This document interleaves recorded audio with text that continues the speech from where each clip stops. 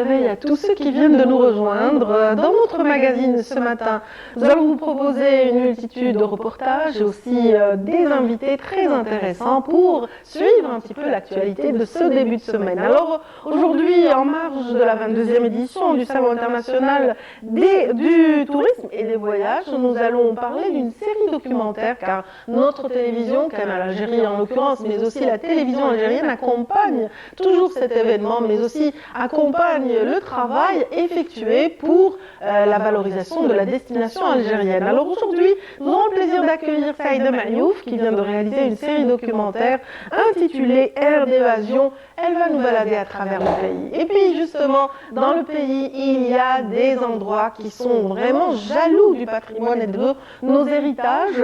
En l'occurrence, la wilaya de Tizi Ouzou qui fait un effort extraordinaire dans le sens de la préservation de nos us et coutumes à travers aussi une chambre d'artisanat des plus riches au pays. C'est celle qui est classée au premier rang donc, par rapport aux chambres d'artisanat qui activent dans notre secteur touristique et artisanal. Alors aujourd'hui, nous aurons les ambassadeurs de Tizi Ouzou parmi nous, en l'occurrence voilà, des personnes qui ont contribué à organiser un très bel événement qui vient de voir le jour, une première édition pour la Foire Forum des paysans et des artisans qui a eu lieu du 12 au 14 septembre. Nous aurons le plaisir de recevoir donc les représentants de cette organisation et puis aussi les artisans qui ont participé et qui ont été primés lors d'un concours, donc un concours organisé pour les meilleurs stands qui ont été organisés autour de cet événement. Dans cette matinale, nous aurons aussi le plaisir de revenir sur la rentrée universitaire avec la présence parmi nous du recteur de l'USTHB, donc l'Université des sciences et technologies de Zouar. Donc nous allons revenir à travers cet exemple en particulier sur toutes les nouveautés instaurées par le ministère de l'Enseignement supérieur cette année et donc voilà, qui vont faire plaisir à plus d'un. Alors aujourd'hui, dans notre matinale, nous avons choisi aussi de parler de l'actualité sportive. Riyad Belkhadim sera au rendez-vous ce matin. Restez avec nous, mesdames, messieurs, donc toutes ces thématiques seront développées dans un instant. Mais bien sûr, nous avons une tradition dans cette matinale, celle de vous offrir la météo du jour. Et aujourd'hui, elle est signée Amal Alibi. On se retrouve juste après ceci.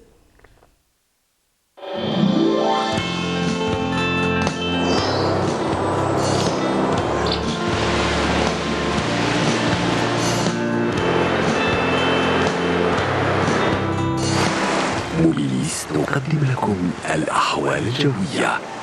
موبيليس، معا نصنع المستقبل. Bonjour Amel. Bonjour Nadia. En forme ce matin? Ça va, oui, ça peut aller. Un petit sabbat timide. Ouais.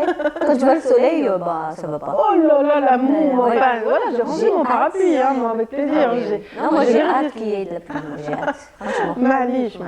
On va encore profiter de la beauté de la grande bleue, des herbes verdoyantes. Exact. Avant, bien sûr, On va se consoler. Oui. le démarrage des pluies. En tout cas, la carte, Elle parle quand même, est assez variée pour ce qui est des icônes. Exactement.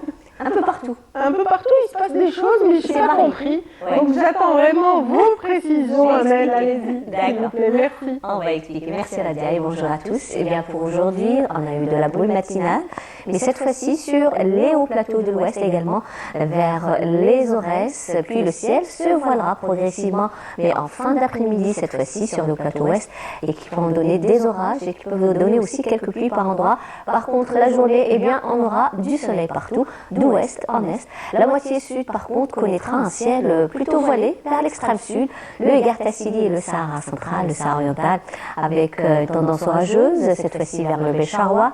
Ailleurs, le soleil sera bel et bien présent. Et à noter, des ondes de sable vers le sud-ouest. Les températures, eh bien, quant à elles seront plutôt agréables au nord, avec un maximum de 31 degrés au Lisage, le Fein de Flat, 30 à Tizi Ouzou, 29 Tlemcen, à Naba, 26 degrés à Batna, 25 Constantine, 28 à Alger Oran, au sud 32 degrés à Biskra, 36 Gardaya, 37 Ilizi, Tamanrasset et Janet, 39 à Béchar, 41 Tindou, Fin Salah, 43 l'extrême sud et le maximum cette fois-ci à Adrar avec 45 degrés. La mer aujourd'hui, eh bien, elle se montrera peu agité sur pratiquement l'ensemble des côtes, avec des vents qui vont arriver jusqu'à 30 km/h sur les côtes ouest et 40 sur les côtes centre. Les vents seront de secteur est à nord-est et 10 à 20 km/h sur les côtes est et les vents seront de secteur nord-ouest. On va faire un petit tour cette fois-ci vers l'Amérique du Nord où le temps restera plutôt ensoleillé à Dallas, également Mexico, Montréal, pluvieux vers Vancouver, New York, Miami, plutôt couvert du côté de Washington. Le mercure affichera un minimum de 15 degrés à Vancouver, 19 Montréal, 17 à New York et Washington, 31 à Miami, 28 en Californie et 33 degrés cette fois-ci à Dallas. Voilà, je vous retrouve tout à l'heure, juste après le journal télévisé de midi et d'ici là, très très bonne matinée.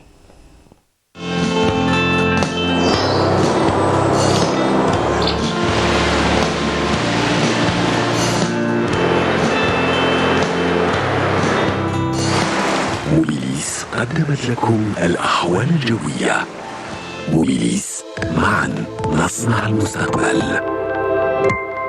Merci infiniment Amel et vous me tendez une belle perche pour saluer particulièrement cette matinée. Donc on vous envoie beaucoup de bisous, vous qui êtes justement installés donc dans le continent américain. Oui, on pense à vous, voilà, et on vous souhaite de passer d'agréables moments en notre compagnie dans Bonjour d'Algérie.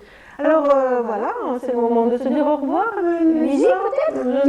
Je ne suis pas en train de vous expédier, bien sûr, mais c'est juste pour donner un petit peu la chance à tous les invités qui attendent en coulisses de vous parler de leurs passions respectives ou de leur de leur contribution à la réussite de certains événements tels que la rentrée universitaire. Alors merci infiniment Amel.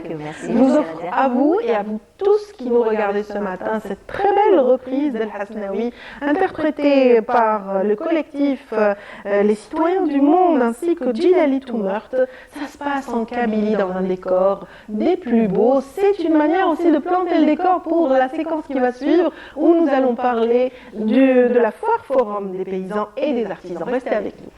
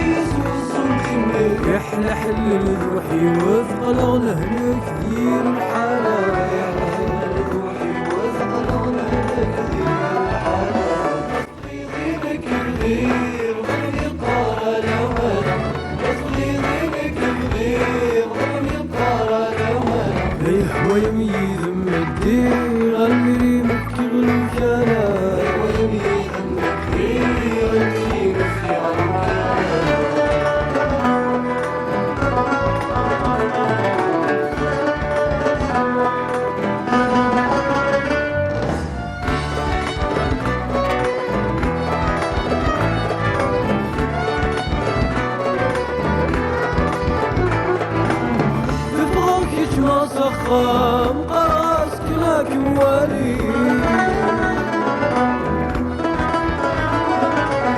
ذيك ذي حرمنا دام كمثل كظمة ذي الكرغي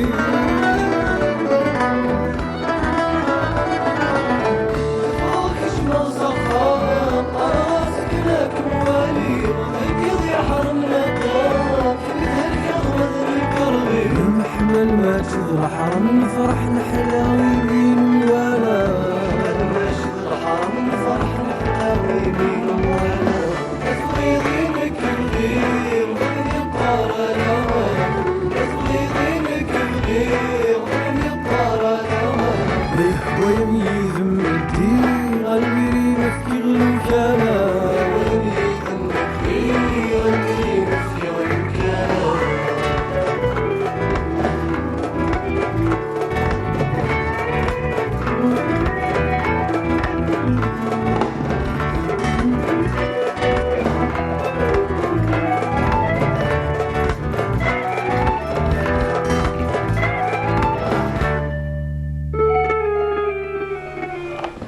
Voilà, merci à tous ceux qui viennent de nous rejoindre. Bonjour d'Algérie, pour ceux qui ne le savent pas, nous allons tout de suite parler d'un événement qui vient de voir le jour du côté de Tizi Ouzou.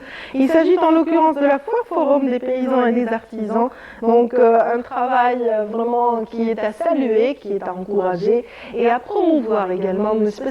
On espère toute la pérennité à cette belle initiative dont le concepteur est parmi nous ce matin. On va déroger à la tradition de commencer par les dames pour présenter tout d'abord l'initiateur de cette voilà, belle rencontre, je dirais. Il est expert en accompagnement de projets de développement et formateur. Et j'ai nommé là M. Mohamed Moukaran, tout à fait. Bienvenue. Merci madame, bonjour. Voilà, tout de suite après, nous allons présenter Madame Razika Mohamed Arab, qui est lauréate donc d'un concours initié à l'occasion de cet événement. Et c'est un événement qui a été très bien porté par l'APC donc du lieu de déroulement, c'est-à-dire l'APC Ait Boadou, donc qui est affilié à la wilaya de Tizi Ouzou, dont le président de l'APC nous fait l'amitié et l'honneur justement d'en parler ce matin. Bienvenue à vous, Monsieur Slimane Bouaziz, pardon. Bonjour. On est ravis de vous recevoir. Avec plaisir de partager avec Voilà, c'est vraiment un plaisir de voir quand même des élus locaux qui suivent les choses de très près, qui accompagnent voilà, les événements. C'est tout à fait normal. On est là pour accompagner toute activité au niveau de notre commune. Voilà, et puis voilà, en dernier lieu, j'ai l'honneur de présenter Akrish Mounir, qui a été lauréat du premier prix lors du concours initié à l'occasion de cette belle rencontre. Donc félicitations à vous, félicitations à Mme Razika également, et bienvenue chez nous. Alors on va commencer peut-être tout d'abord par la genèse de l'idée. Donc c'est vous, M. Moukaran, qui allez nous parler en premier. Oui. Merci déjà pour cette invitation. C'est toujours un honneur de revenir sur le plateau et de vous rencontrer. Alors, l'idée de la Foire Forum est née déjà d'une expérience parce que sur la Méditerranée, on a vu qu'il y a des expériences similaires. Surtout, alors l'idée est partie des rencontres internationales des semences paysannes qui se sont déroulées à Montpellier. Et on a vu que c'est nécessaire aussi pour nous, en tant qu'Algériens aussi, de se concerter, de réfléchir à un événement rassembleur aussi qui peut réunir dans un premier temps des paysans, des artisans dans une localité. On a ciblé la montagne parce que actuellement, il y a beaucoup d'enjeux de développement qui sont en relation étroite avec la montagne, avec l'espace rural algérien, dont sa complexité. C'est pas à ignorer aussi qu'on mène un travail de réflexion, de sensibilisation et de formation pour déjà sensibiliser à l'importance de la montagne, à l'importance de la collectivité, à l'importance aussi de se rassembler autour de ce que nous réunit en tant qu'habitants de cet espace aussi, qui est l'artisanat et l'agriculture de montagne. Oui. Vous avez parlé d'une collectivité, donc, qui est un petit peu guidée par monsieur le président de l'APC, de Daït Boudouaou. Oui, Oui, bien sûr, c'est M. Bouaziz Slimane, président de l'APC. Je rends Vous hommage. allez fédérer en tout cas tout le monde à l'occasion de cet événement. Ah, bien Oui, sûr, c'était bien sûr. vraiment, Un tout le événement monde s'est senti concerné. réussi, Oui. je dirais à 100%. Même, il y a des lacunes, mais je rends hommage à M. Abdi parce que un expert, etc., et un formateur, en plus, il a des idées. Le forum, la foire forum du paysan et de l'artisan, il y a déjà une activité qui s'est déroulée l'année passée. L'année passée, on a fait la foire agricole et artisanale, la première édition. Cette année, c'est la deuxième édition, puisque nous habitons à la contraire du Djurgéra, etc. En plus, Vous avez de la chance, je dirais. oui, bien sûr. Ah oui, bien sûr. C'est féerique là-bas. Ah oui, bien sûr.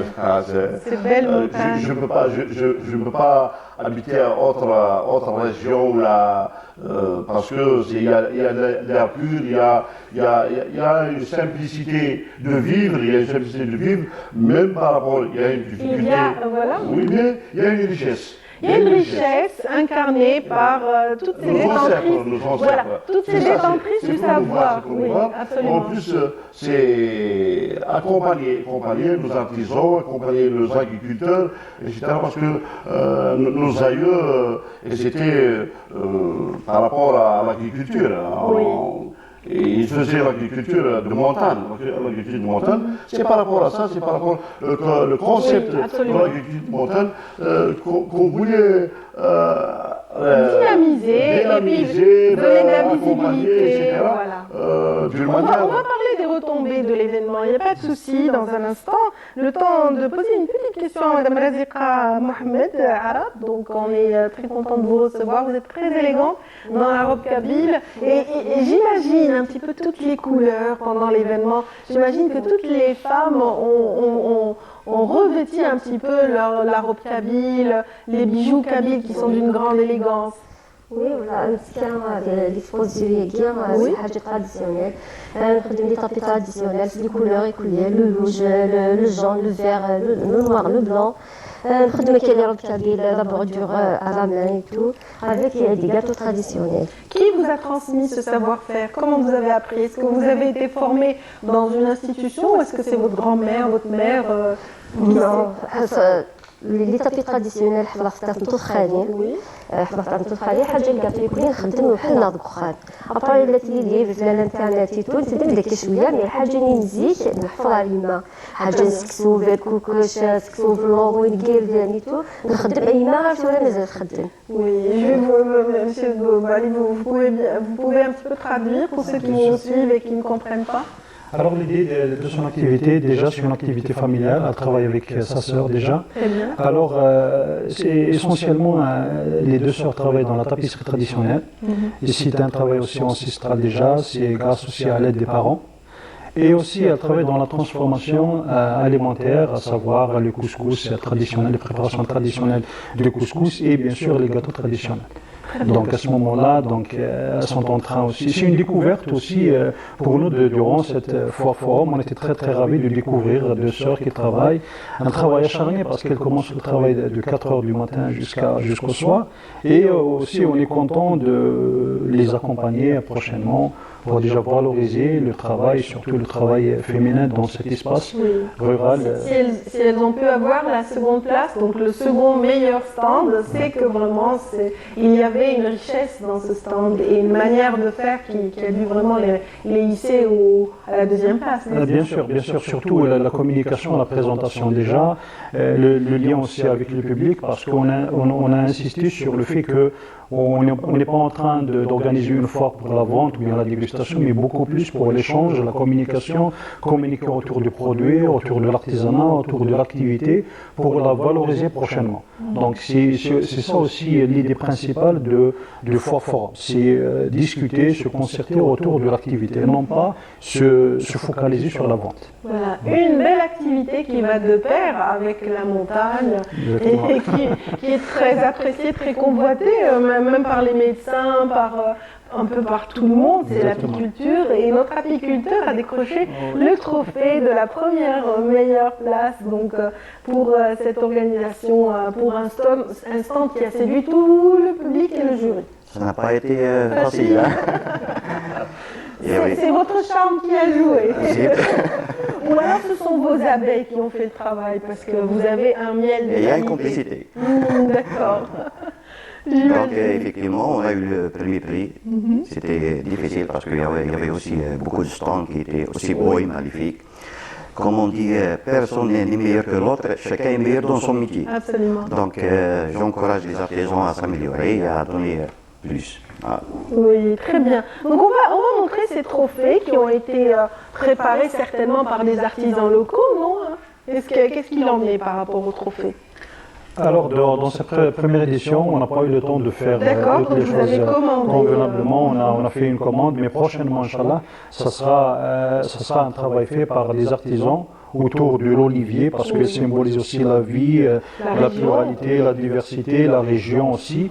Donc, et c'est la période justement de la cueillette. Exactement. Et c'est un hommage aussi à l'olivier. On a vu que c'est nécessaire de rendre un hommage à notre olivier, vu les incendies. Nos pauvres arbres ont souffert déjà durant l'été. Donc ça va symboliser aussi cette édition, puisque prochainement, ça sera une édition forum spéciale pour Aïtou. Ouais. Très bien.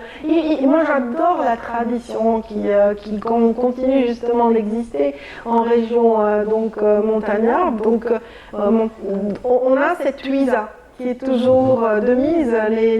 Les familles se rassemblent, il y a tout plein de rituels autour de la cueillette. Il y a des chansons, il y a des habits traditionnels qui sont vraiment qui permettent d'avoir une activité assez particulière en cette période de l'année. C'est ça l'objectif. Notre objectif, c'est la manière des artisans, etc. En plus, cette année, il y a des nouveaux paramètres dans l'activité. Il y a des ateliers même pour l'enfant. Absolument. Il y a des ateliers pour l'enfant. C'est par rapport à ça, je rends hommage à M. Abdi, parce que le concepteur, l'expert, il a accompagné l'édition. Parce que déjà, dès maintenant, on prépare la prochaine édition, et qui sera peut-être jumelée par rapport à tourisme de montagne, parce que nous avons des sites pour diversifier les activités, diversifiés, et en plus de réactualiser l'artisanat au niveau des communes intéresser les autres communes. Il y a un engouement de la population, il y a un engouement même des artisans. Il faut valoriser leur activité. C'est un événement qui va certainement gagner en pérennité, qui aussi gagne en ampleur dans la mesure où vous impliquez d'autres wilayas, ce n'est pas local seulement, il y a d'autres wilayas qui ont pris part à cet événement, donc on va les citer peut-être et rappeler la participation de cette année. Oui, cette année il y a eu des invités d'honneur, à savoir les wilayas des invités des artisans et des paysans de Oum el-Bouakhi, de Tlemcen, de Bijaya et de Djelfa. Donc c'est des artisans, des paysans qui ont participé avec des stands et qui ont déjà animé des ateliers. Il faut savoir que l'artisan de Tlemcen a animé un atelier sur l'art culinaire algérien pour les enfants. Et le paysan de Oum el-Bouakhi, il a animé un atelier de démonstration sur la taille greffage des arbres fruitiers et de l'olivier. Donc c'est une double participation, une double implication de nos invités d'honneur que je remercie à l'occasion. Et on compte aussi prochainement inviter d'autres, élargir et inviter d'autres wilayas. Il faut dire que dans ce type de foire, on recherche toujours la dégustation, mais je pense que le cachet de cette édition et le fait que l'attrait ne se base pas que sur ça. Mais bien sûr, on a tout un panel de gâteaux, de fruits aussi de la région, on a de belles figues séchées, on a tout un panel de gâteaux, on a aussi le miel de notre ami Mounira Klish qui est là, donc on a bien sûr tout un panel. Là, on a du pollen, de la cire. De la cire, on a du miel. Exact. Très bien. Vous avez ramené un petit échantillon qui rappelle un petit peu cette activité. En apiculture, il y a toute une variété de produits. Oui. Il n'y a pas que le miel et ça commence à prendre juste à avoir l'intérêt souhaité. Exact. Il y a 6 produits en général, 6 produits de la ruche. Il y a 3 produits que l'abeille ramène de l'extérieur. Et il y a des produits que l'abeille sort de son corps. Donc notre miel est issu de la montagne. Ça doit être très sain et voilà. Oui, à de 300, 400 mètres, 600 mètres d'altitude. La production cette année a été très difficile, mais malgré Avec ça, les feux et les incendies. malgré effectivement. ça, ça nous a pas empêché de produire. Eh ben, Allah Ibarak, Allah Ibarak. On va revenir justement sur ce cachet particulier. On vient de, monsieur le président de l'APC vient de le citer. Il y a ces ateliers adressés à la petite enfance. On va les citer pour comprendre un peu l'intelligence de cette organisation. Alors pour les ateliers déjà, pour nos enfants, on a initié 3 ateliers, à savoir sur les bonnes habitudes alimentaires, sur la protection et l'éducation environnementale, et sur aussi l'art culinaire algérien. Déjà afin de les initier sur tout ce qui est beau, tout ce qui nous unit, tout ce qui est en relation avec la nature. Et déjà pour sensibiliser à l'importance de consommer sain, Du produit local, du terroir. de produits de terroir, et aussi de sensibiliser à la protection de l'environnement, parce qu'on a vu que c'est nécessaire aussi de partir sur la jeune génération ici Oui. pour ancrer les bonnes habitudes, les bonnes manières aussi. en C'est matière de- excellent à l'ère où tout le monde consomme, on va vers la malbouffe, vers Exactement. tous ces produits qui sont les chips and consort et les sodas et les Exactement. Alors que voilà, en montagne, Oui. on a du miel pur, Exactement. on a les produits de la vache et des chèvres. C'est bio, c'est naturel aussi, c'est oui. magnifique. Alors même pour les paysans aussi, on a initié un atelier sur le montage de projets artisanaux. Je rends hommage aussi à nos formateurs, à nos formatrices qui se sont engagés bénévolement pour animer ces ateliers. Donc un atelier aussi pour les artisans, je disais dans le montage de projets artisanaux. Et la clôture, c'était un panel de discussion sur les enjeux de développement local à travers l'événementiel qui est la foire forum de l'artisan et du paysan.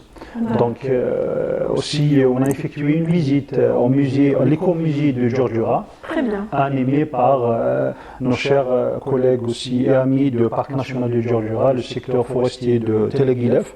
Donc, Qui est partenaire en fait. qui est partenaire de l'événement et toujours qui est aussi dans la sensibilisation à la protection de l'environnement, parce que beaucoup d'artisans, par exemple, dans le fromage artisanal, utilisent des produits issus de la nature, comme les herbes, par exemple, pour préparer le fromage, par exemple, frais. Donc, c'est nécessaire aussi de connaître les bonnes manières dans la cueillette aussi de ces herbes, et aussi d'avoir un partenaire comme le Parc national de Djurdjura pour valoriser le produit.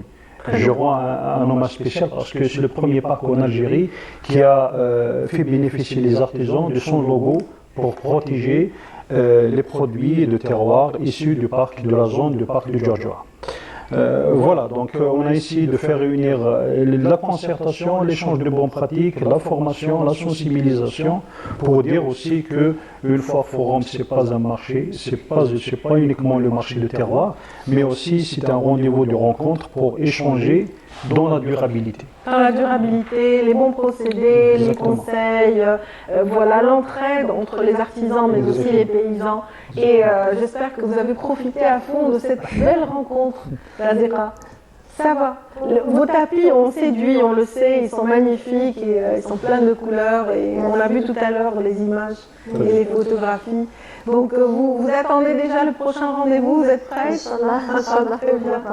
Très bien, félicitations en tout cas pour ce deuxième prix. Félicitations encore une fois pour ce premier prix. Et puis pour ceux qui nous suivent ce matin et qui se demandent de quoi on parle, où se trouve cette foire Forum des paysans et des artisans qui a eu lieu du 12 au 14 septembre dernier, c'est à Tizi Ouzou, pour être plus précis, à la commune d'Aït Boîte d'eau. C'est bien ça. Oui. Et oui, monsieur le maire, suivez de près ma prononciation. Oui, bien sûr, des fois. Des fois, on se trompe.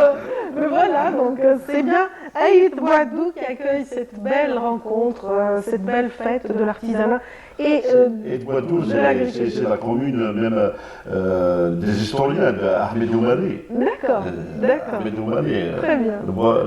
le bandit d'honneur. Eh bien, c'est génial, c'est En génial. plus, nous avons des écrivains comme Mustafa Hadjali, qui écrit sur l'écrivain sur le Cayenne, les déportés De Calédonie, oui, Nouvelle-Calédonie. de la Nouvelle-Calédonie. Et qu'on a reçu ici même, justement, pour recueillir son témoignage. Nous avons une richesse dans la culture. Culturelle, également. Culturelle. Mais je n'en doute pas, mais voilà, c'est une belle opportunité pour dire aux téléspectateurs qui sont intéressés par la découverte de cette très belle région que cette commune aussi mérite tout l'intérêt. Il s'agit donc d'Aït Boadou et on remercie son président de l'APC, Slimane Bouaziz, Nouzaoud Bouaziz, d'avoir permis justement cette rencontre et aider tous ces artisans et agriculteurs. Merci à vous donc Monsieur Abdelli Mohamed Moukaran pour cette participation à l'émission, et également donc Akrish Mounir et puis et Razika Mohamed Arab. À défaut de commencer par les dames, on a terminé avec vous. Voilà, on était ravis de vous recevoir, vous êtes vraiment très belle dans votre robe. Et merci à tous ceux qui sont avec nous. On va parler encore de la destination algérienne, de toutes ces richesses culturelles qu'elle recèle, et cette fois-ci à travers bien sûr l'événement imminent, c'est bien sûr le Salon international du tourisme et des voyages qui ouvrira ses portes très prochainement à la SAFEX, donc au Pin Maritime, le 28 du mois en cours. Mais à 10-2, nous allons parler tourisme avec Saïda Maïouf qui va me rejoindre dans un instant. Saïda Maïouf qui vous a préparé de très belles émissions, de très beaux documentaires sur nos régions et certaines villes phares du pays. Aujourd'hui, on va mettre un gros plan sur Annaba la coquette, la vieille ville en l'occurrence de Annaba, dans ce petit extrait signé Saïda Maïouf avant qu'elle nous rejoigne. Merci encore une fois. Merci. Nous pénétrons un lieu de mémoire et d'histoire. Cœur battant de la région d'Annaba, la vieille ville, anciennement place d'armes, conte l'histoire à travers ses bâtisses et chaque dédale de ses ruelles étroites et sinueuses. En flânant dans ces ruelles, nul ne pourra manquer de remarquer ces balcons en fer forgé procurant à ces lieux un cachet particulier ou encore les portes en bois sculptées à l'ancienne. La mosquée de Salah Bey demeure un témoin spirituel de l'héritage ottoman. Un édifice ancien situé en contrebas de la Kasbah, jouxtant Bathat Sidi Chriya. Mahmoud, un natif de ces beaux quartiers, évoque tant de souvenirs avec une grande nostalgie. Très nostalgique et très fier d'être parmi ce monde-là et d'être dans mon quartier natal. C'est la Kasbah, c'est à peu près, ça reflète un petit peu la culture de la Kasbah d'Alger. Et là, vous êtes à la rue Aïssa Tidir, Shahid, Marouf. C'est un quartier historique, c'est un quartier qui reflète un petit peu la ville et la culture d'Annaba autrefois, la culture arabo-musulmane, la culture turque, la culture de l'Empire ottoman autrefois, et puis la culture des autochtones, Annabi. L'histoire raconte que nombreuses civilisations se sont succédées sur Annaba, anciennement Bouna, Bonne ou encore Rejus. Chacune de ces influences y a laissé une empreinte unique sur son architecture et sa culture, et ce depuis l'époque romaine, lorsque la cité était connue sous le nom d'Hippone. Bouna al-Haditha, ou la ville de Mohamed Zawi, elle a été construite à la fin du Xe siècle, vers 974-975, par Mohamed Zawi, le frère de Boulourine qui a construit Alger. Et le premier noyau de la ville, c'était une maison et un hammam, Hammam al-Qaïd. Il existe de nos jours, et la maison, c'est la maison Jalada. On dit que Mohamed Zawi a construit cette maison pour la princesse Jarada et un hammam. Et c'était le premier noyau que Annaba a connu. Après, il y a eu la construction de la mosquée de Sidi Abou Marwan en 1033. Et c'est de là où Bouna al-Haditha a commencé à être une vraie ville. La Médina est non seulement un lieu chargé d'histoire, mais également un endroit où l'on peut découvrir la vie quotidienne locale. Une Annaba la coquette, Saïda Maïouf a réussi à toucher mon cœur ce matin parce que c'est une ville où j'ai vécu mon enfance. Et je salue tous les habitants d'Annaba à travers justement notre petite lucarne. Bonjour Saïda Maïouf. Bonjour Radia, Ça bonjour va aux chers fidèles téléspectateurs de Bonjour d'Algérie et de Canal Algérie d'une manière Voilà, générale. ceux qui ne vous connaissent pas, voilà, on va leur dire un petit peu votre parcours. Vous avez commencé par l'enseignement, après vous avez été à la production de la télévision et vous avez pratiqué plusieurs métiers. Vous êtes une touche à tout, une journaliste hors pair dans la mesure où elle maîtrise plusieurs métiers de la télévision. Je suis flattée, C'est la vérité, vous avez tant apporté à cette télévision et vous êtes toujours dans l'ombre. Voilà, vous faites partie de ces équipes qui se déplacent sur le terrain, qui essayent de montrer le plus beau visage de notre pays, n'est-ce pas? Absolument, absolument. Quand on aime notre métier, quand on est passionné, c'est comme ça. On ne s'arrête pas et donc on essaye de mettre en exergue toutes ces potentialités dont regorge notre pays, qu'elles soient touristiques ou autres. Et donc c'est un devoir pour moi que je me dois d'accomplir. Pendant quelques années, vous nous avez habitués à cet intérêt porté à l'environnement chez nous, parce que c'était vraiment d'actualité, à l'économie aussi et à son essor. Et aujourd'hui, vous vous intéressez à un secteur aussi très porteur dans certains pays et qu'on aimerait développer davantage en Algérie, le tourisme en l'occurrence.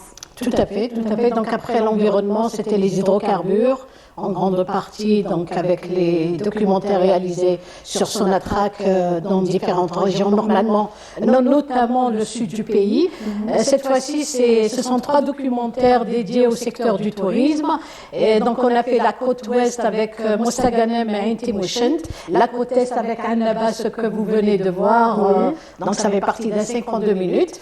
Les 3 documentaires sont intitulés Un air d'évasion. J'aime beaucoup, c'est très poétique. Voilà, donc d'évasion et ça nous permettra de voyager avec vous. Là, on a fait un bond dans l'histoire, on a découvert justement l'histoire dans ce reportage, qui n'est pas qui ne fait pas partie de la série, mais qui montre déjà une ébauche de ce qu'on va découvrir.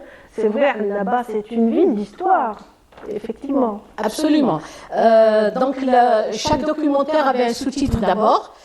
Mostaganem, la muse de la Méditerranée, Inti-Mouchent, la perle de l'Oranie, et Annaba, donc l'éternelle coquette. Tout à fait. Elle a toujours été appelée coquette avec son histoire, avec son littoral long de 84 km. Et avant de parler de toutes ces potentialités touristiques dont regorge notre pays, j'aimerais faire d'abord un premier constat. Allez-y. Dans les 3 régions, dans les 3 wilayas où nous nous sommes rendus, le constat était le même, c'est qu'il y a une véritable dynamique de l'activité touristique qui a été insufflée ces dernières années au secteur. On va dire une dynamique qui est dictée par une volonté manifeste de la part du gouvernement de vouloir booster ce secteur, d'en faire une alternative aux hydrocarbures, de booster par là même la relance économique qui a été enclenchée ces dernières années dans notre pays et bien sûr booster la destination Algérie. Absolument, par l'établissement de toute une série, tout un chapelet d'investissements et touristiques aussi beaux les uns que les autres. Et justement, vous évoquez l'investissement, c'est aussi grâce à la nouvelle loi sur l'investissement avec toutes les garanties qu'elle apporte, tout l'accompagnement aux investisseurs. Donc c'est un encouragement fort aux investisseurs de se lancer dans des projets. Et c'est ce que nous avons constaté. Il y a d'énormes projets un peu partout qui voient le jour. Il y a également un point très très important sur lequel j'aimerais souligner, c'est cette décision du président de la République de lever de gel sur tout investissement qui a été gelé, les entraves bureaucratiques et tout le reste. Et donc, moi, en me déplaçant dans ces wilayas, je me suis fixé un objectif, c'est de voir quel est l'impact de cette décision. Et croyez-moi, le résultat, c'est sans appel. Commence à se faire sentir. En tout cas, vous nous avez donné l'eau à la bouche. On a envie de revoir encore des images en amont de la diffusion qui est imminente. Vous avez déjà commencé la diffusion de cette série. Les trois documentaires. Voilà, donc très bien. Moi, j'ai manqué. Et donc, tous ceux qui ont manqué vont pouvoir profiter de ce petit extrait du documentaire consacré à la coquette Annaba, encore une fois. Et on se retrouve juste après. Je ne l'ai pas fait exprès, même si c'est ma ville d'enfance. Hein. Okay.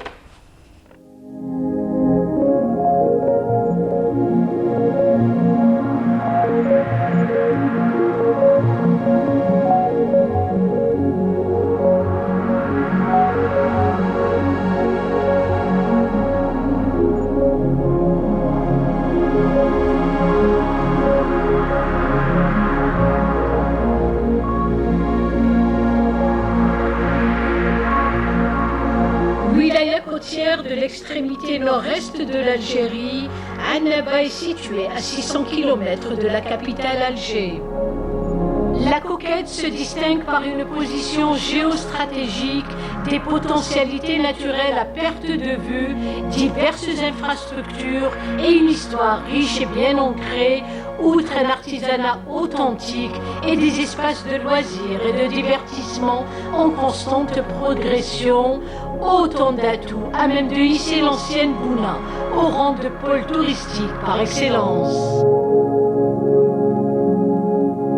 D'un potentiel touristique exceptionnel, base solide d'un essor du tourisme balnéaire, notamment grâce aux nombreuses plages féeriques, telles Sidi Akasha à Chetaïbi, Jnan El Bey à Seraïdi, Ain Achir à Annaba, ainsi qu'une des plus belles baies au monde, en l'occurrence la baie de Chetaïbi.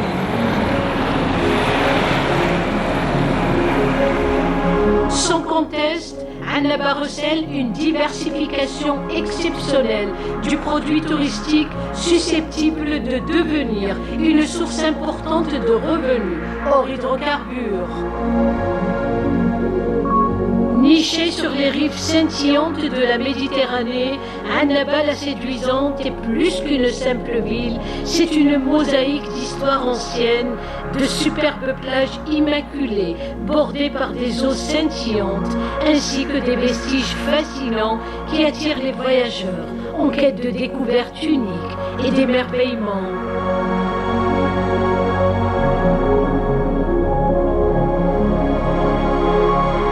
La ville des Jujubes offre un voyage à travers le temps et la culture, une invitation à explorer ses multiples facettes et à découvrir ses innombrables trésors, faisant de l'antique Hippone une destination de choix.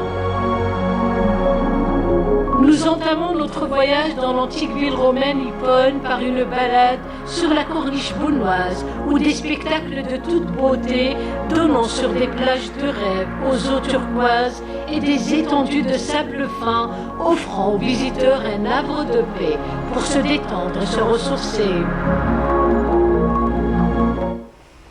Voilà, de retour au plateau avec Saïda Mayouf, donc, qui est à l'origine de ce travail. Donc, c'était un extrait de l'émission consacrée à la coquette Annaba. C'est vrai que le jujubier me manque et on n'en a pas à Alger. On n'en trouve pas. Même à Annaba, il se fait rare. Même à Annaba, j'imagine, il se fait rare. C'est un fruit. C'était auparavant très très répandu. Oui, il y a plus d'abondance. Voilà, ça c'est une idée vraiment à transmettre à tout un investisseur dans le domaine de l'agriculture pour relancer peut-être la production de ce fruit qui est très particulier, qui est vraiment succulent. Absolument. En tout cas, c'est vrai que vous parliez tout à l'heure de diversification. On ne connaissait pas autant d'attraits touristiques. Par exemple, ce chapelet de plages toutes vierges là-bas ne peut être accessible que par la mer. Et actuellement, il y a des visites qui sont organisées, des séjours qui sont organisés dans ces plages encore vierges. Tout à fait. Parce que la relance touristique passe inévitablement par la diversification du produit touristique. Si avant on connaissait par exemple Annaba ou Mostaganem juste pour le balnéaire, et c'est vrai que les côtes, le littoral est merveilleux. À Mostaganem, c'est 124 km. Et Annaba et Ain Timouchent dans les 80 km. Avec une eau cristalline, du sable fin. C'est vrai que c'est merveilleux, des potentialités naturelles à perte de vue, une nature immaculée. Mais aujourd'hui, on va autre chose. C'est-à-dire, moi, je ne me suis pas basée que sur le balnéaire. Non, il y a les sports de montagne, il y a Seraidi, il y a dans les voilà, groupes. le parapente actuellement voilà, qui est très répandu. Absolument. Donc, les sports physiques à Annaba. Vous avez le thermalisme également à Ain Timouchent. On a visité la station thermale de Hammam Bouhjar, celle qui apporte, avec ses eaux sulfureuses, donc en grande partie de soufre, beaucoup de bien pour les curistes et les touristes. Vous avez également le tourisme culturel avec la visite du mausolée de l'Akhdar Ben Khlouf dans cette ville. Tout à fait. Il y a le culturel, il y a l'artisanat, c'est une diversification extraordinaire qui fait que ce qu'on a constaté que cette année, les établissements hôteliers et tout le reste, ils nous ont dit on a affiché complet par rapport aux années précédentes. Ça veut dire que le touriste algérien, les familles algériennes, cette saison estivale, se sont focalisés sur le tourisme domestique plutôt que d'aller ailleurs parce qu'ils trouvent justement cette diversification. Voilà, absolument. Et les réseaux sociaux jouent un rôle important parce que on teste et on transmet. Et le bouche à oreille fait aussi partie du marketing actuel à travers tous ces influenceurs qui visitent et qui vont vers des endroits un peu méconnus aussi. La digitalisation a un grand rôle à jouer là-dedans. Et par exemple, à Mostaganem, j'aimerais souligner, on a retrouvé la relance du camping familial. Ah, ça c'est magnifique. C'était gelé il y a quelques années en arrière. Et la saison estivale écoulée, il y a eu 15 campings familiaux qui ont ouvert leurs portes grâce aux licences d'exploitation exceptionnelles oui, parce que ça a été la décision cet été d'offrir aux experts et aux spécialistes en tourisme la possibilité d'offrir un accompagnement de qualité et des projets et des concessions ont été allouées. De qualité surtout, parce que le tourisme n'est plus ce qu'il était auparavant. C'est un touriste qui voyage énormément, c'est un touriste qui est sur les réseaux sociaux, donc il compare. Et les professionnels du secteur ont compris. Donc ils misent énormément sur le critère de qualité. On a vu des chambres royales, on a vu des suites de toute beauté, joliment décorées. Et il y a d'autres investisseurs qui ont misé fort ces 2 dernières années sur ce qu'on appelle les remises en forme, les stations de remise en forme. Donc ils ont créé des espaces dans leur établissement hôtelier pour cette histoire de spa, de remise en forme, de sport. Et donc ça attire de plus en plus de clientèle et tout le monde est gagnant là-dedans. Saïda Mayouf, en marge du CITEV, c'est une belle ouverture que vous nous offrez sur le tourisme. Donc c'est vrai que c'est aussi une opportunité, le CITEV, pour montrer toutes ces belles régions. Dans 2 jours, ça ouvrira ses portes au public, qui va pouvoir s'informer de toutes ces belles destinations que vous avez décrites dans vos documentaires si bien. Et puis il y a aussi cette manière d'avoir tout ce condensé pour avoir l'information utile concernant les voyages futurs. En tout cas, merci pour cette série. Est-ce que l'aventure continue, Saïda? J'espère bien, je vais voir. Je vais m'arrêter une petite pause et vous reprenez. Récupération parce que j'ai fait les 3 d'affilée, donc juillet. Là c'est l'ouverture de la saison saharienne. Est-ce qu'on peut espérer justement un départ vers le sud? Voilà, justement, le CITEV intervient justement avec l'ouverture du tourisme saharien. Et donc c'est devenu le rendez-vous incontournable pour les professionnels du secteur. Et ben j'espère bien, j'espère Peut-être continuer que la dans continuité se fera à partir d'une ville du Sud, peut-être. Inch'Allah. Bah oui. Si on doit continuer, ce sera vers le sud. Vers le parce que sud, c'est la cette fois-ci. période. La Excellent. période s'y prête. Excellent. Donc moi, je voudrais vous poser une question un peu plus personnelle, Saïda Mayouf. Quels ont été vos coups de cœur ou le coup de cœur pendant ces premiers voyages, c'est-à-dire ces 3 destinations-là? Bien sûr, nous, on va pas fâcher les uns et les autres parce qu'il s'agit de coups de cœur. Donc, est-ce qu'il y a quelque chose qui a fait battre un petit peu votre cœur en la découvrant? Ça peut être une rencontre, hein? Sincèrement, oui. Voilà, c'est une rencontre, justement. Ça s'est passé à Ain Timoshent, au passage comme ça devant un douar rural. On a vu des femmes en train de cueillir des tiges d'alpha. D'accord. Des femmes rurales accompagnées de leurs enfants. Et puis, une curiosité m'a pris, j'ai été voir. Et on m'a demandé de les accompagner pour voir la finalité de cette cueillette. Et croyez-moi, un atelier tout petit, exigu, mais très riche de par sa contenance. Oui. Alors ces femmes, elles perpétuent l'artisanat de l'alpha, la confection des produits artisanaux à partir d'alpha.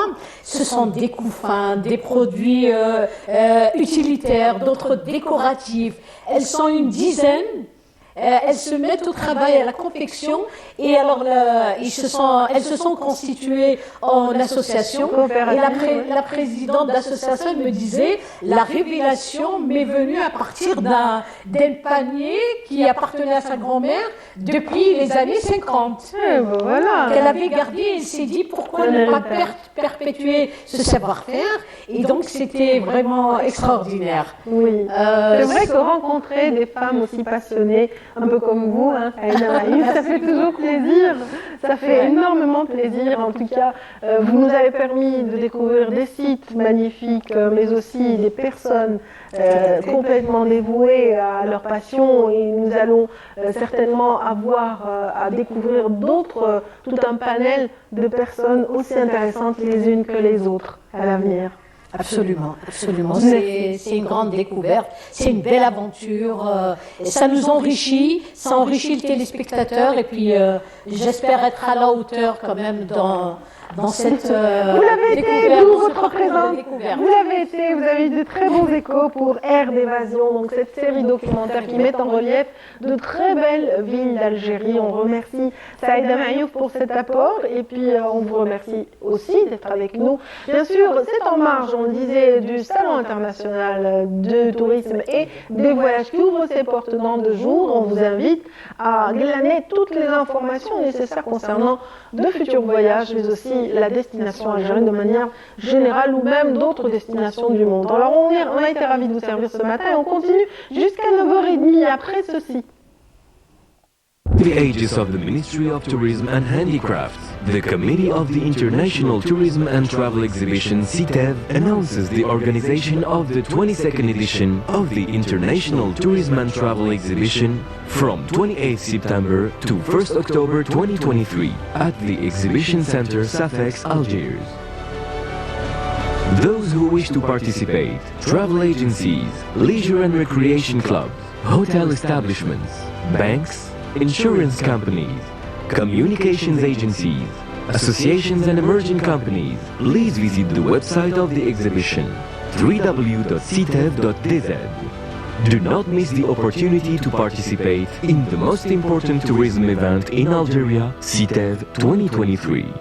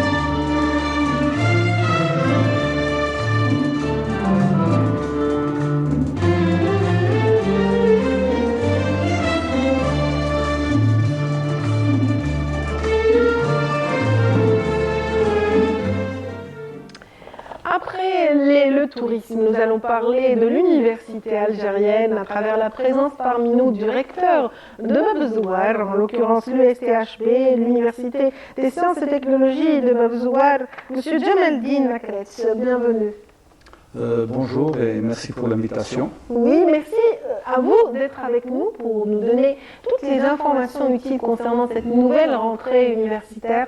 Elle a eu lieu officiellement à partir du 23 du mois de septembre avec toujours des nouveautés. L'université progresse, évolue, n'est-ce pas? Oui, effectivement. Donc, l'année universitaire a été lancée officiellement par M. le ministre de l'Enseignement supérieur et de la Recherche scientifique le 23 à partir de l'université de Guelma. Et puis, bon, donc toutes les universités, dont la nôtre, nous avons fait notre rentrée officielle et nous avons suivi d'ailleurs en live donc, ce qui s'est fait au niveau de Guelma. Bien sûr, l'université, évolue toujours et elle fait un peu sa mue, il y a des nouveautés effectivement et elle se met aussi au diapason par rapport à ce qui se passe. Oui, en fait, votre université en particulier est un bon vivier pour tout ce qui est sciences et technologies. Hein. C'est la particularité quand même de Bab Zouar. Effectivement, l'USTHB, c'est quand même une université qui a disons, une histoire. Qui a une grande histoire. C'est un acquis de la Révolution, plutôt de l'indépendance. Oui, d'ailleurs, c'est l'une des premières grandes réalisations du pays après l'indépendance, puisque c'était en 1974 lorsque feu le président Waly Boumedienne a ordonné de construire une université spécialisée en sciences et technologies. C'était un peu, à l'époque, en fait, c'était pour former des cadres qui pouvaient donc, disons, mener le pays à un développement harmonieux, particulièrement pour notre industrie, notre agriculture, etc. Nous avions un besoin énorme en cadres et donc il fallait construire une université qui allait former ces cadres et effectivement ça a été fait puisque il était de mettre l'Algérie au diapason des autres nations, effectivement. Voilà, effectivement. Voilà, et donc après ce coup d'envoi, l'évolution s'est faite ressentir au fil des ans, parce que déjà, il y a la société en elle-même, la structure de notre société a changé, il y a une évolution qui implique aussi la création de nouvelles filières chaque année, de nouveaux instituts chaque année, d'agrandir ce qui existe à l'instar de Bab Zouar. Non, de toute façon, ça c'est tout à fait normal. En fait, c'est l'évolution de tout ce qui se passe à travers le monde. En fait, maintenant, nous sommes à l'ère du digital, de tout ce qui est informatique, intelligence artificielle et autres. Donc, bien sûr, l'université ne doit pas rester en marge de tout ça. Donc, c'est pour ça qu'il y a toujours une évolution. Parce que si on revient dans les années 70-80, il y avait peut-être des besoins qui n'existent plus maintenant. Et là, par contre, il y a d'autres créneaux à développer et notre pays pour rester un pays quand même émergent. Il doit quand même se positionner dans toutes ces nouvelles formations et bien sûr... Et justement, en citant toute cette évolution technologique, monsieur le recteur, donc on va parler un petit peu de ces nouvelles formations introduites en profitant de l'expérience de la Covid et toutes ces formations qui peuvent se faire à distance. Vous avez initié cette année tout un cycle dans ce sens. Effectivement, donc l'une des nouveautés qui concerne la formation, cette année on a lancé 2 formations qui se feront exclusivement à distance. Effectivement, donc il y aura une licence en informatique et un master en automatique et informatique industrielle. Excellent. Vous avez parlé de l'expérience, effectivement, la période Covid nous a un peu, entre guillemets, forcé à nous convertir. À découvrir d'autres manières d'enseigner. Voilà. Donc, ce qui fait que notre corps enseignant a acquis une certaine expérience et même les étudiants se sont habitués à ce genre de mode de formation. Donc cette année, nous avons lancé ces formations. Alors moi je dirais par exemple la licence informatique, ça sera très intéressant pour les étudiants qui sont loin d'Alger, particulièrement on pense surtout à nos compatriotes du Sud qui aimeraient bien venir étudier à l'USTHB, donc avoir un diplôme d'informatique à l'USTHB, mais vu la distance, les conditions, etc. Donc là, on leur offre l'opportunité de pouvoir donc suivre cette formation tout en restant dans leur milieu naturel, et ils bénéficieront donc de l'expérience de nos formateurs et ils auront donc un diplôme, je dirais, avec le label USTHB. Ah bah oui, c'est excellent ça, avec le retour aussi de l'ingénierat qui a été annoncé cette année. Oui, en fait, l'ingénierat, c'était l'an dernier. C'est l'an dernier, on a redémarré l'ingénierat parce que l'USTHB formait avant 2005, formait donc des ingénieurs, des DES.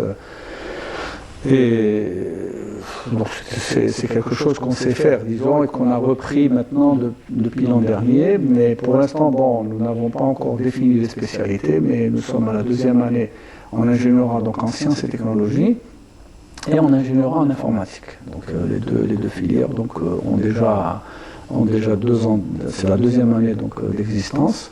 Donc l'année prochaine, à partir de l'année prochaine, on va affiner les spécialités que nous allons dispenser au sein de l'USTHB. Bien sûr, ça sera des spécialités qui seront en adéquation avec toute l'évolution du secteur socio-économique. Voilà, il y a une tentative de la part de l'université algérienne de s'adapter aux besoins économiques actuels, de cadrer avec les besoins réels. On parle beaucoup par exemple de dessalement d'eau. Depuis quelque temps, l'Algérie essaye de se positionner comme leader africain dans cette industrie en particulier, ou dans ces technologies en particulier, et l'USTHB ou les autres universités tentent justement à leur tour d'accompagner ces changements. Oui, l'USTHB a lancé cette année un master en dessalement d'eau de mer et des eaux saumâtres. D'ailleurs, il l'a fait en réseau avec l'université d'Ouargla. D'accord, donc il y a une espèce de jumelage entre les deux. Voilà, donc pour qu'il y ait une mobilité des enseignants, mobilité des étudiants entre nous, et puis c'est en fait une sorte de synergie pour offrir une formation de qualité. Et effectivement, on s'intéressera à ce domaine stratégique, parce qu'en fait le dessalement de l'eau de mer ou même des eaux saumâtres, c'est disons une priorité, d'ailleurs qu'a annoncé Monsieur le Président de la République. D'ailleurs, c'était après. L'eau, c'est l'or de demain, il faut le dire. Oui, et puis l'eau, c'est une ressource. C'est la vie. L'eau, c'est la vie, et puis c'est une ressource, je dirais, plus que stratégique. D'ailleurs, quand on parle, même au niveau, quand on parle des domaines de priorité de recherche, on parle de sécurité énergétique, de sécurité sanitaire, de sécurité alimentaire, mais il y a aussi la sécurité hydrique, on en parle maintenant, et c'est quand même assez important. Et là, on a l'opportunité. On parle même de guerre de l'eau. Ah, bien sûr. Oui, elle a déjà lieu. On a vu l'Égypte et un autre pays, le Soudan, qui se disputait par rapport au Nil. Ça, c'est quelque chose qui montre l'importance justement de cette. Bien sûr, surtout avec le changement climatique qu'on observe en ce moment. Donc il y a plus, disons, de sécheresse, plus d'aridité, donc il faut trouver des moyens de protéger l'agriculture et aussi la consommation. D'approvisionner en eau potable la population. Absolument, la consommation domestique aussi a intérêt à être renforcée au fur et à mesure. En tout cas, ça c'est un aspect. Il y a d'autres nouveautés aussi cette année. On va parler par exemple des langues. Oui, puisque cette année, pour la première année, beaucoup de cours seront dispensés en langue anglaise. Nous avons introduit l'enseignement des sciences et technologies en langue anglaise. Donc d'ailleurs hier j'ai fait un tour au niveau des amphithéâtres pour voir un peu comment que ça a évolué. Bon, Alors comment ça se passe? Pour beaucoup, c'est une curiosité, pour certains, mais disons que Est-ce que les étudiants sont prêts à relever ce défi Je pense, en majorité, je pense parce que les jeunes sont ouverts aux langues, au changement, et nous avons quand même formé nos enseignants, nous avons une majorité d'enseignants qui ont été préparés pour enseigner en langue anglaise. Donc ça se fera graduellement, bien sûr, on va pas. Absolument. Mais je pense que c'est une bonne chose puisque on passera. C'est une langue internationale et quand on parle sciences et technologies, vous savez, 95%, je dirais, si ce n'est plus, de publications et de scientifiques sont en langue anglaise. Donc, d'accord. Il faut bien maîtriser l'anglais pour pouvoir évoluer en sciences et technologies. D'accord. Est-ce que vos chercheurs, est-ce que ce noyau de chercheurs aussi arrive justement à trouver les moyens de s'exprimer au sein de l'USTHB? Oui, pour les chercheurs, on a quand même 73 laboratoires, oui.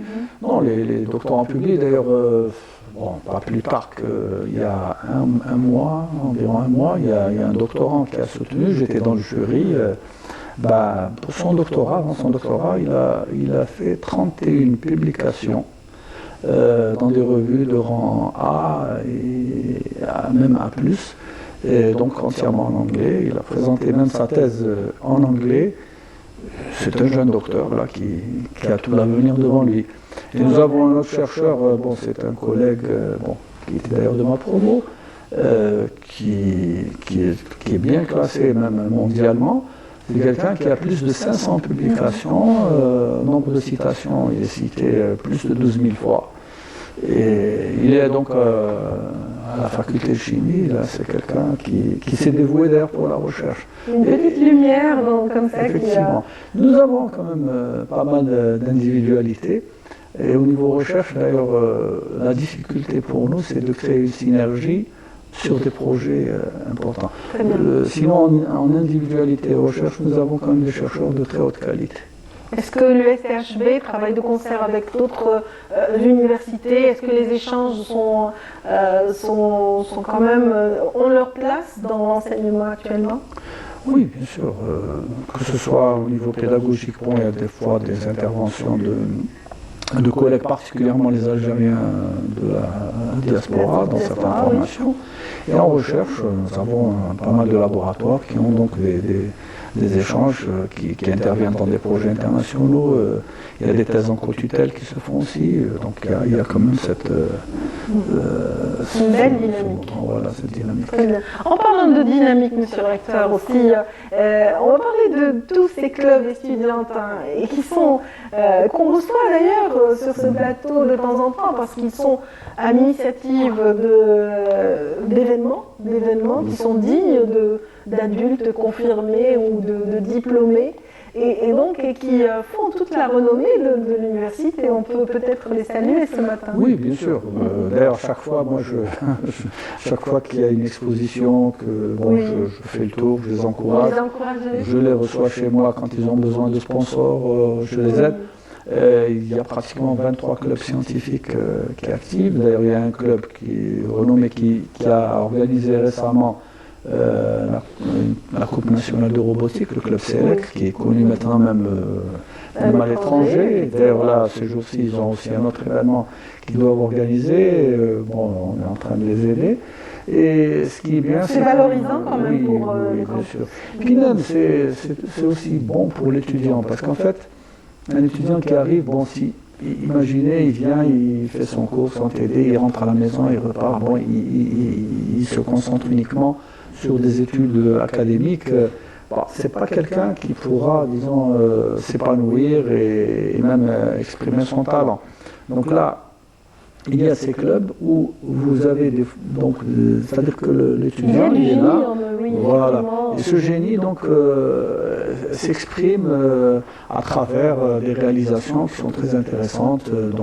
Ils sont tout contents d'exposer donc ce qu'ils ont fait. Et ils aiment bien sûr être encouragés. Et c'est quelque chose de Ils sont très positif. créatifs Oui, et c'est vrai que ça fait de l'université algérienne une université d'écoute, une université qui accompagne et qui suit un petit peu les élans de tous ces étudiants. Et c'est une génération qui est très, beaucoup de native connected, donc ils sont très très proches des technologies et ça aide énormément. Donc que peut-on encore dire, donc monsieur le recteur, monsieur Jamaldine Akretch. Bon, il y a aussi. Retenir. Ah non, mais c'est pour ça que je suis obligée de dire. Il n'y a pas de problème. Il n'y a pas de problème. Il y a aussi un autre volet que cette année, enfin, on en parle d'ailleurs dernièrement, monsieur le ministre de l'Enseignement supérieur et de la recherche scientifique a lancé le sport à l'université. Un peu comme le primaire aussi, parce que cette année, on a vraiment, il y a eu des directives du gouvernement algérien pour qu'il y ait de véritables profs de sport au niveau du primaire. Mais au niveau universitaire, on espère cette année il y aura de véritables championnats, donc c'est-à-dire on relance un peu ce qui se faisait dans les années peut-être 70-80 où il y avait donc une fédération de sport scolaire et universitaire. Où il y avait les universités s'affrontaient, partaient à l'étranger par la suite. Voilà, et donc il y avait même des sélections nationales, etc. Donc là, sur ce plan-là, donc sur le plan sportif, alors l'USTHB, justement, dernièrement, très récemment, donc le 19 septembre, puisque le 20 septembre, monsieur le ministre a lancé l'année au niveau donc, de l'université d'Alger 3, nous avons acquis un stade de football. Ah, carrément. Carrément. Merci. Félicitations. Que nous avons donc inauguré et que nous avons même baptisé du nom de l'ancien recteur décédé, qui a été assassiné, le professeur Jbeili, qui était aussi un joueur de football. C'est pour ça que j'ai insisté pour que ce stade porte son nom. Et il y a eu donc, on a invité les joueurs, des anciens joueurs du Bouldia d'Alger qui ont même joué avec ce recteur. Donc il y a eu un match de gala avec des enseignants, une équipe d'enseignants et de travailleurs de l'USTHB. Monsieur le ministre est venu. C'était très convivial. Voilà. Donc on a une structure maintenant que peuvent utiliser. Quoique l'USTHB a déjà la pratique sportive qui est une tradition. Oui, il y a le basketball, il me semble. Oui, effectivement. Mais on a un problème d'infrastructure parce qu'en fait on a une salle omnisport. Tout le monde donc est dessus. Bon, il y a quelques terrains de basket qui sont mis sur le parking. Mais là, donc, en football, donc, on vient d'avoir un terrain donc, avec un gazon de 6e génération qui a été donc, réalisé par une entreprise. Bon, il y a eu une convention entre nous. Bon, eux, c'est une entreprise qui a travaillé avec le métro d'Alger. Ils avaient un problème de remblai, où mettre le remblai. Donc, ils sont venus me voir, on a discuté. C'est un partenariat gagnant-gagnant. Ils ont ramené leur remblai, en contrepartie, ils nous ont construit un stade. Carrément, voilà. Ils nous ont déblayé. Excellent. C'est très bien. Donc, on a quand même une structure qui est prête à accueillir tous les sportifs parmi les étudiants. Voilà. Parce que, en fait, quand je parle de sport, parce qu'à l'université, c'est très important d'avoir une activité donc, culturelle et sportive pour les étudiants. Absolument. C'est très important. C'est un très bel acquis. Vraiment, félicitations Mabrouk pour tous les étudiants qui vont pouvoir en profiter. Oui, surtout, qui sont assez nombreux. Ça me permet d'avoir une petite perche pour dire aux téléspectateurs qui nous suivent à l'instant que, voilà, dans un instant, la rubrique sportive va vous donner l'actualité du moment et donc avec Riyad Belkhadim. Mais avant, on va remercier donc monsieur Akretch Jamaldine, recteur de l'USTHB. Donc d'avoir été avec nous et nous avoir permis de découvrir toutes ces belles acquisitions de l'université algérienne. Merci infiniment. C'est moi qui vous remercie. Voilà. En tout cas, voilà, on a parlé hier de l'ouverture, du lancement des rencontres cinématographiques de Béjaïa avec notre envoyé spécial Amine Lebèche. On continue de parler de l'événement, toujours avec notre envoyé spécial Amine Lebèche. Aujourd'hui, nous parle des coulisses d'une préparation de tous ces bénévoles qui sont dévoués pour la réussite de l'événement. On va découvrir ces images et on se retrouve juste après pour la séquence sport. C'est parti. La projection va finir dans une demi-heure. Donc comme d'habitude, on va aider les gens à sortir. Ils préparent, ils orientent, ils encadrent. Lies, Kahina, Sami et Zahra, des jeunes étudiants bénévoles de l'association Project Earth qui organisent les rencontres cinématographiques de la ville des Hamadites. Ce sont ces volontaires de la culture passionnés de cinéma qui veillent au bon déroulement de cette 18e édition. Le matin, je m'occupe des invités, je dois les prendre en bus jusqu'à Boj Moussa. Il y a le café ciné qui se déroule là-bas. Après, vers le déjeuner, on s'occupe d'eux, et tout. Après, on redescend vers ici, on s'occupe du public. Généralement de choses que peut-être il y a des gens qui manquent de quelque chose, on s'occupe d'eux généralement. Travailler en brigade, assister à des briefings et accomplir leur mission. Ces jeunes bénévoles s'engagent pour réussir cet événement culturel. C'est leur manière de participer à faire rayonner notre culture, mais aussi pour partager leur passion pour le cinéma. Nous, on est installés ici parce que notre travail, c'est accueillir les gens, nous inviter et tout pour le débat et tout. Mais il se fait qu'une fois la projection elle commence, donc on ferme les portes, on a à l'intérieur et qu'on est à l'aise. Donc voilà, c'est juste pour réussir les débats à l'intérieur, donc on fait de notre mieux. Lies, fraîchement diplômé en commerce international, participe dans la cellule de communication pour acquérir de l'expérience pour une future vie professionnelle. Comme je suis passionné d'événementiel et de cinéma, donc avec cette association, j'ai trouvé le mix parfait entre les deux. Notre but, c'est faire réussir l'événement. C'est ça notre plus grand but et que notre public soit content de ce qu'on a préparé pendant des mois et des mois. Ça marche. Les jeunes bénévoles d'aujourd'hui seront les organisateurs de demain. Et ils feront certainement perpétuer cette culture de faire partager leur passion pour le cinéma et les arts.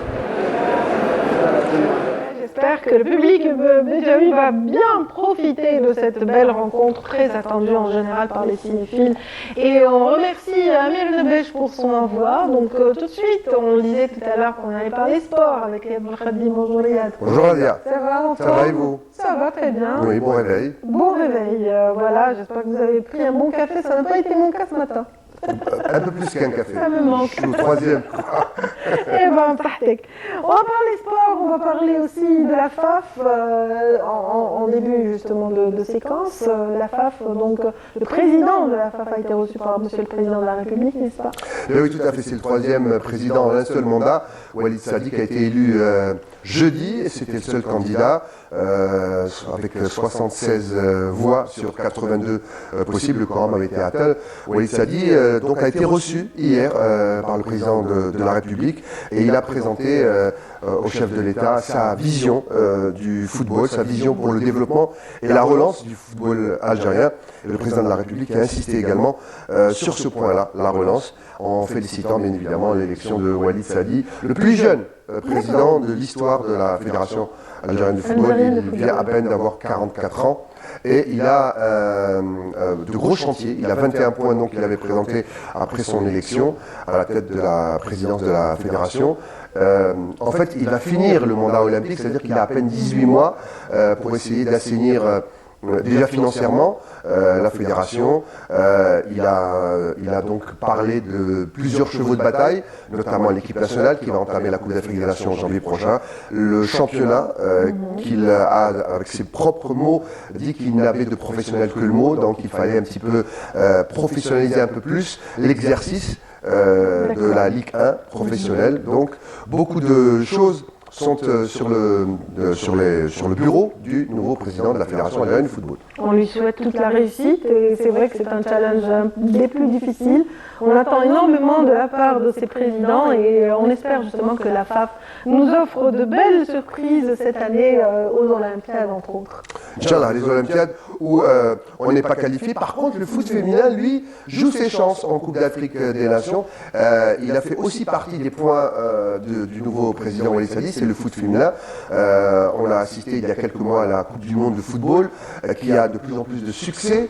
Et on voit l'entraîneur Siti, le nouvel entraîneur de cette équipe nationale féminine. Alors, ce soir, 17h, ce sera en direct sur TV6, en différé sur Canal Algérie en soirée, le match retour. Algérie-Ouganda, au match aller, à l'ADS, c'était la semaine dernière. Les Algériennes avaient battu les Ougandaises chez eux, sur leur pelouse, 2-1. Les buts étaient signés Imen Chabel à la 47e et Habiba Kerchouni à la 51e. Donc les Algériennes ont pris une option sur la qualification au prochain tour de cette Coupe d'Afrique des Nations. En cas de qualification, l'Algérie affrontera au second et dernier tour, ce sera fin novembre, début décembre, le vainqueur d'une confrontation entre le Burundi et l'Éthiopie.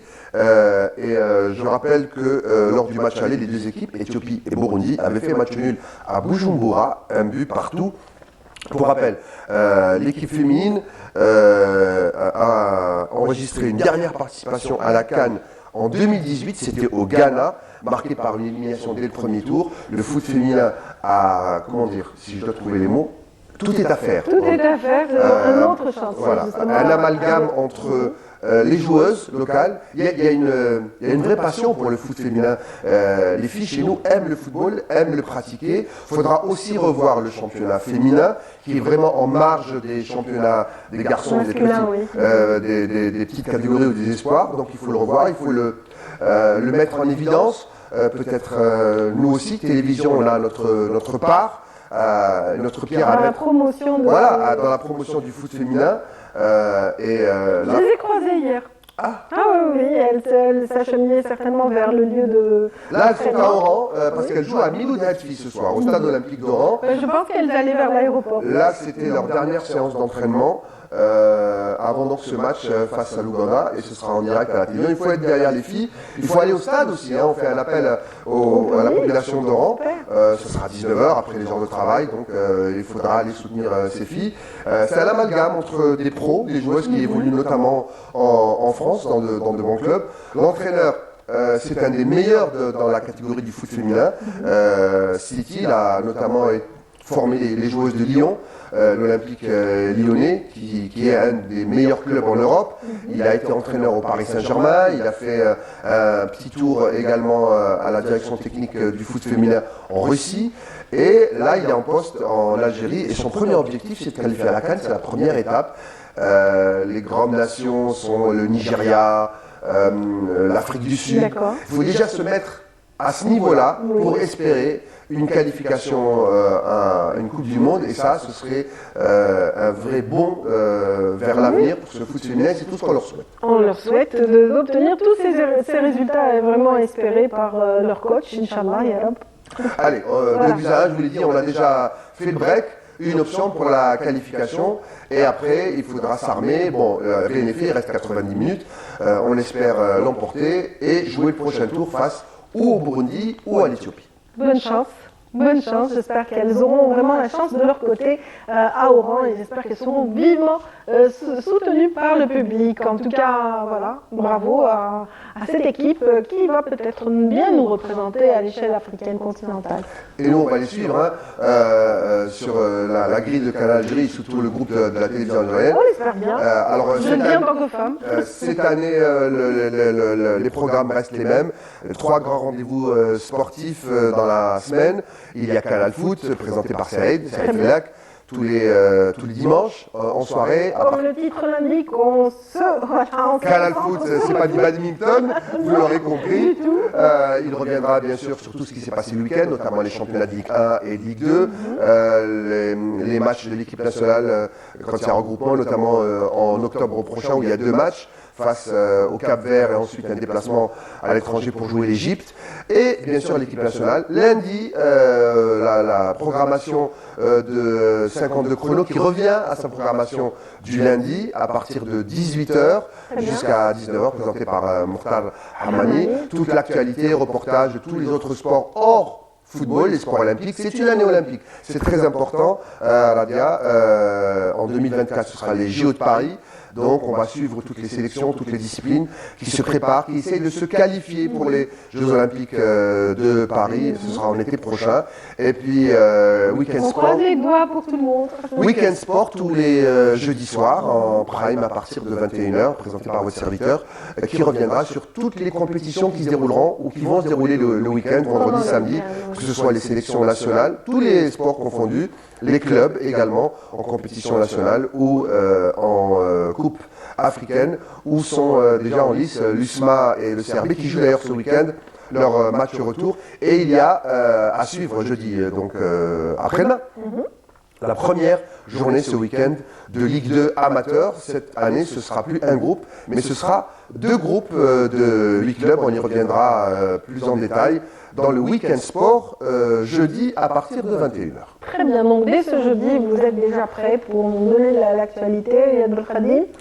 Ça a commencé, la grille a commencé la semaine dernière pour Canal Foot et Week-end. Et cette semaine, hier, c'était la première de la saison pour 52 chrono avec Mokhtar et Nordin Hani et le jeune Sid Ahmed Bouraïb avec toute l'actualité, handball, basket, athlétisme, boxe et j'en passe. Cette année est importante, je le disais, on va suivre tous nos athlètes et on espère le maximum de qualifiés, le maximum de réalisation de minima. Vous le savez, les minima, c'est les temps Je ne sais pas. Alors, les minima pour certaines disciplines, comme l'athlétisme, comme la natation, les disciplines à chronomètre, il y a des temps minimum à réaliser pour pouvoir se qualifier aux Jeux Olympiques. Pour les autres disciplines, il y a des tournois, comme le dernier tournoi de boxe qui s'est déroulé au Sénégal, où il y a eu 3 boxeuses et 1 boxeur qualifiés pour les Jeux. Il y aura encore des tournois qualificatifs pour les Jeux Olympiques de Paris. On espère être nombreux. Certains diront que ce n'est pas le nombre qui fera le nombre de médailles. C'est bien sûr la préparation, la bonne prise en charge des athlètes et aussi une part de passion, de folie. C'est ça le sport aussi. On espère décrocher des médailles lors de ces Jeux de Paris en 2024. Très bien, on leur souhaite en tout cas, on souhaite à tous nos athlètes un tel succès, une telle évolution vers les JO, pourquoi pas. Et c'est vrai que c'est le rêve de tout athlète, de tout sportif, de se retrouver quand même à hisser l'emblème national dans une compétition internationale. Le rêve olympique, c'est le Graal pour un sportif. C'est vraiment le Graal, effectivement. Tout joueur rêve de participer à des Jeux, vivre cette communion entre les peuples pour les principes de Coubertin. Plus vite, plus haut, plus fort. Je crois que c'est ça le slogan des Jeux. Même les footballeurs, on dit que les footballeurs, le plus important, c'est de participer à une Coupe du Monde. Mais même de grands joueurs rêvent de faire des JO. Il y a eu de grands tennisman qui ont joué.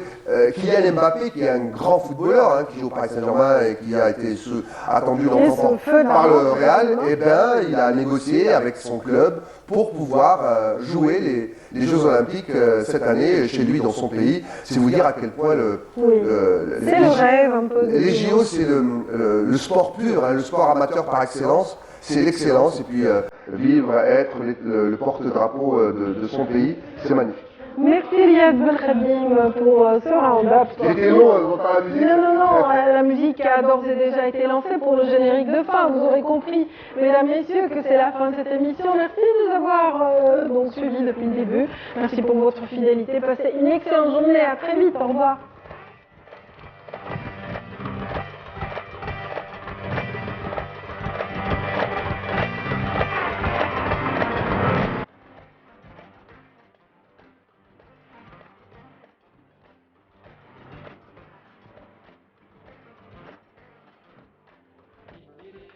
stand up.